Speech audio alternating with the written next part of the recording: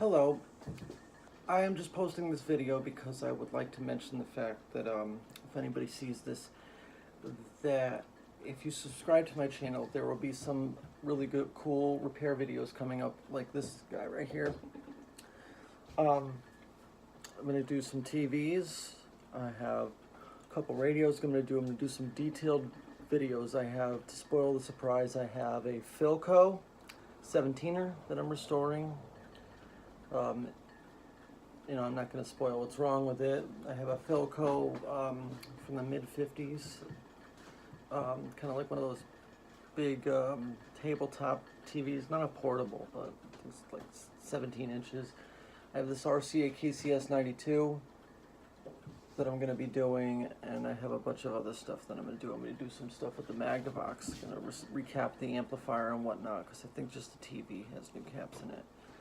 But I have a lot coming up, and I'm going to give you a tour of what I have.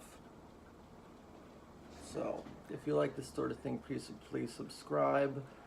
I'm not in this for money. I just like to share. It's not even really about me, not to copy, another YouTuber, but it honestly is about the vintage electronics and the love for it.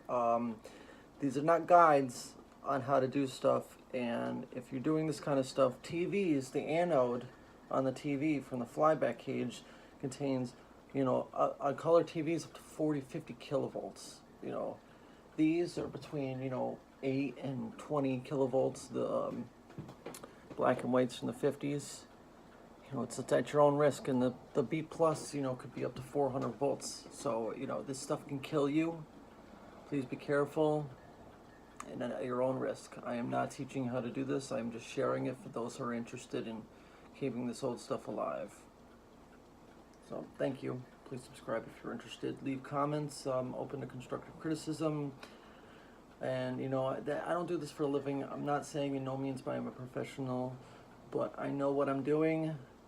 Even though I learn new things still constantly every day, and I'm taking the risks at my own risk. So thank you for watching. So this is the Philco 17er 3. It has a pneumatic. I don't have all the stuff for it, but it does have the thing that pushes the tuner. It uses air pressure to push the tuner. I did have it cleaned up, but it worked, but had vertical linearity and horizontal linearity issues. In a second I'll show you the back of it. Somebody had worked on this and had the wires burnt. I just bridged this for now. I'm going to replace the wires. I went into the board, some traces were burned because somebody replaced these capacitors. I only replaced these two. And the couplet that was right here, couplet, or however you pronounce it, had issues. It was like arcing inside, and I'm waiting to rebuild it, and the trace to one of them was blown. I'm going to have to replace some of these tubes. I have the high voltage bracket, and I have the high voltage rectifier tube, but it needs the horizontal oscillator circuit. The picture tube's in really great shape. I know it doesn't look like it would be. This is the thing for this is one of the first remote sets, and used air pressure to kind of push this cup out, and it changed the channels that way. With air pressure, here's the IF. This is a series set. So yes, the chassis is hot. You can see it's isolated to the chassis directly. This goes to the negative side of the line, and it's not polarized. And it goes directly to the chassis, which is dangerous. This TV's got I think a 17-inch CRT, or what is this? This is a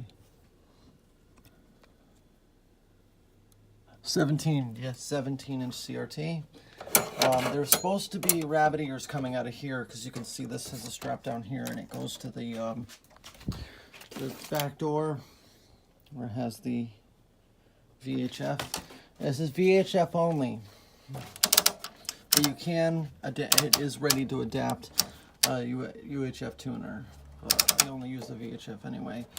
And when you switch to the thing that says UHF, now it shuts off the TV. But I will be posting the video on this when I get it done. I ordered a bunch of parts for it, and I'm going to start working on it. Start replacing caps and whatnot, and I'm going to film it. I'm also trying to work on holding the camera better. I know I'm shaky with the camera, and I'm trying, okay? but I am looking for more subscribers, and if you have any advice on what makes these videos better, I'm open to criticism. This is that Philco I was talking about. I have a model number on it. The knob was broken. I had to glue it back together. It's still got a cracked part that's missing, as you can see, if this wants to focus. But I got it back together. It says UHF on it, but it's just got the attachments to plug in a UHF tuner. If there was a UHF tuner, it's gone. But this one worked when powered on. I might add a clip of that, or I might just save it for the video of this because I don't want to spoil it. Had both slight horizontal issues and vertical issues. Definitely vertical issues. It has one of those kinescope things, so now I'll show you the back of it. So I don't know if you can see this very well, but it is a Philco model 18B3001. It's not a series string, as you can see. It's got the typical transformer set, VHF stuff. Picture tube. This fell off and I have to glue it. I have to fix this because it's kind of messed up with the glue. Picture tube is a 17 YP4, which is also very strong. And I'll take the back off. Use the flashlight.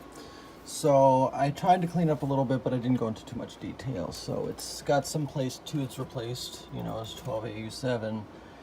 Got a bunch of tubes replaced. The picture tube is excellent. It has an ion trap, and this kinescope or something for the focus. This is for the focus, and it does, you know, adjust whatnot. You see there's no cup on the high voltage, and this thing will zap you. It'll fucking hurt, man. And a nice speaker there. The yoke actually plugs in. Like, I know Philco made cheap stuff, but you know, this is actually a pretty nice set. Just the caps are bad. I checked the flyback. You know, reach my hand. There's no wax melted off of it. It's got your typical 6AX4, I think. 6AX4 high voltage or damper, which the label got worn off, and it is a RCA tube. You got your 6CU6 horizontal output and a 1B3 high voltage rectifier. Now, like I said, this TV did work, or does work. I heard a cap fail and smoke out though, and I didn't use it for very long. I cleaned most of the sockets, and I'm going to restore this. It's got controls for, you know, horizontal height, you know, width, vertical linearity. So, you know, it's a pretty nice set. I guess I'll spoil the fun. And it works. This is how it works. The yoke looks crooked. You know, the vertical's actually getting better. And the kinescope thing messes things up though. See, the channel selector's lit up, but I want to turn this off before it, you know, self-destructs. But not least on the new restoration videos, this is an RCA KCS92. Picture tube, again, is excellent. It's got these controls. It worked when I tested it out and, you know, monitored and lower line voltage, but the vertical failed and the vertical output tube 6AQ5 failed. With this contrast, volume, fine tuning, channel selector, which this one lights up the numbers too. So let's see if we can get a view of the back really quick. This one's missing the back cover. The couch is set up so it doesn't bump the CRT, but so, you know, similar tubes to the other one. I had to put this in. I can show you the high voltage cage, but it, you know, it's got a little wax melt off. This has definitely got, you know, RCA loved paper capacitors. Picture tube's excellent. And it's got a lot of the original tubes in it. This thing is, like I said, it worked, but vertical output, the 6AQ5 over here, red plated, so fun. But got the high voltage cage unscrewed. There's a little bit of wax melt off. High voltage rectifiers, the original RCA. And the cups, at least there, it's a little cracked. You know, the damper and horizontal output aren't original. But, you know, it's in pretty good shape. I cleaned it up a little bit, but, you know, the only thing is it's rusty. I wonder if the tube's rebuilt, because there's no markings on it, not even on the socket, and, you know, that might be all welds. And it's really strong, and this, I mean, it's still got some of the original RCA tubes. I mean, they could have been replaced, but some of them aren't. The back's missing, and, you know, just the general overall picture, that seems like it might be higher hour, but the CRT is really strong, so it could be, I'm not saying it is, but it could be a rebuild.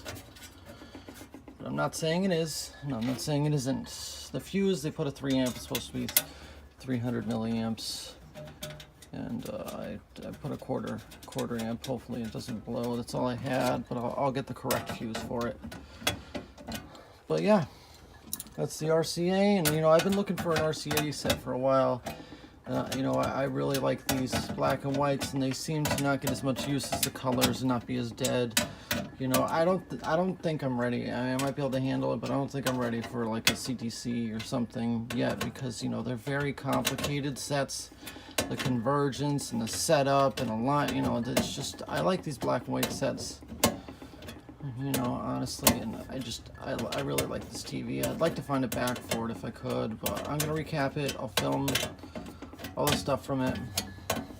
You know, just let me know what you think of these kind of things, and, you know, if you see this and you're not subscribed, subscribe, because I'm going to be uploading a lot of stuff, and I'm going to try to hold the camera better, and also I'm going to go into more detail and spend more time, or if you want, you know, short or less time, you know, I'll take a vote. But yes, hope you enjoyed the video.